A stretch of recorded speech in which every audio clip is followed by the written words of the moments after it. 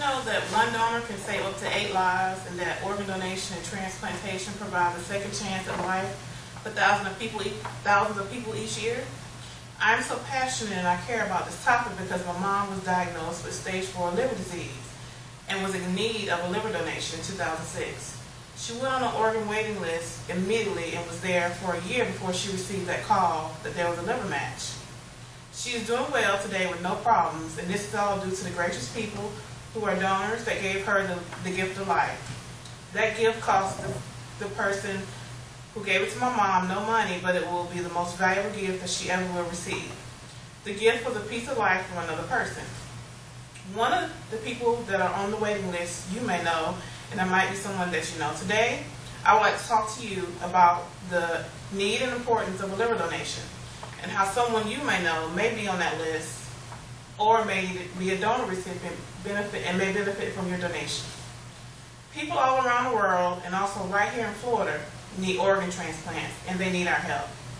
Today, more than 3,700 patients listed here at Florida transplant centers await life-saving organ transplants.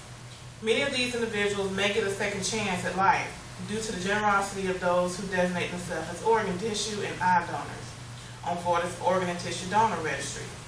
The problem is that there is a lack of organs and organ donors who make organ transplantation possible. A new name is added to the national waiting list every 16 minutes. However, an average of 18 people die every day waiting for a transplant that can't take place because of the shortage of donated organs.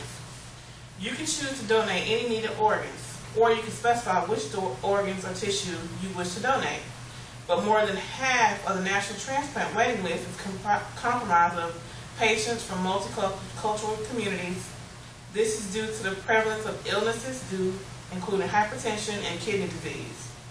According to the national research conducted by Donate Life America, more than 90% of Americans support donation, but only 30% know the necessary steps to designate their wishes. Last year alone, more than 28,000 lives were saved due to the generosity of organ donors. Today, more than 118,000 children and adults await life-saving transplants. Organ donation is very important. Most people do not dwell on the possibility of dying, so they do not take the time to discuss with their family their feelings about organ donation. Then, when the time comes for the family to make a decision, many are not sure what to do. They cannot stand the thought of someone using their loved one's body, and so they decide not to donate.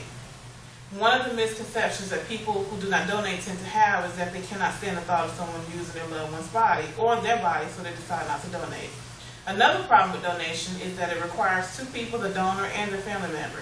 The donor must talk with their family member about the feelings on donation, and the family member must decide to respect those feelings when the time comes to make a decision.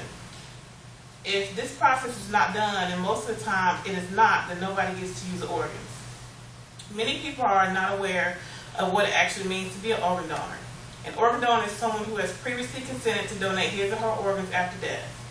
Organ donations are usually taken from victims of motor vehicle accidents, gunshot wounds, stroke, or major head injury. Organs that cannot be donated are organs that can be donated are heart, kidney, liver, lungs, pancreas, and intestines. Also, tissues such as skin, bone, and ligaments can be donated. First and most important, if a person is dead, he or she cannot be an organ donor if someone dies outside of the hospital setting or in the emergency room of cardiac death. They would be able to donate tissues and corneas, not organs. Organ donations are taken from people who have been pronounced brain dead. Extensive tests are done on the donor to determine that the brain has stopped working. Life-saving measures take place continuously throughout. When brain death occurs, blood is no longer flowing to the brain.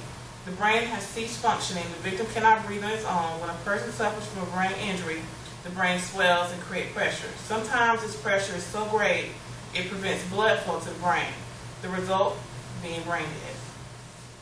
How to become an organ donor and the benefits of organ donation. Register with your state donor registry by going to organdonor.gov, and you can register online according to what state you reside in. All you have to do is enter in some basic information such as your name, address, height, gender, and race, and also what specific organs you are willing to donate after your death. Designate your decision on your driving license as well when you renew it. Sign a donor card and carry the card with you until you can designate your decision on your driving license. Talk to your family about your donation decision and help them to understand your wish. Some benefits that come along with organ donation is the satisfaction of being able to save lives even when you are already gone. And some families feel that knowing that their loved one has helped save a life in turn helps them in coping with their loss. Today, we have talked about organ donation, the benefits of donation, and how important that it is to become an organ donor. Before my mom's liver transplant, I never really researched organ donation, nor did I understand. But now I am an organ donor and realize the importance of how I can save another life. I have explained about the need for organ donors and how you can become an organ donor. Please help change these numbers by registering to become an organ donor, and together we all can be satisfied and help save lives. Thank you.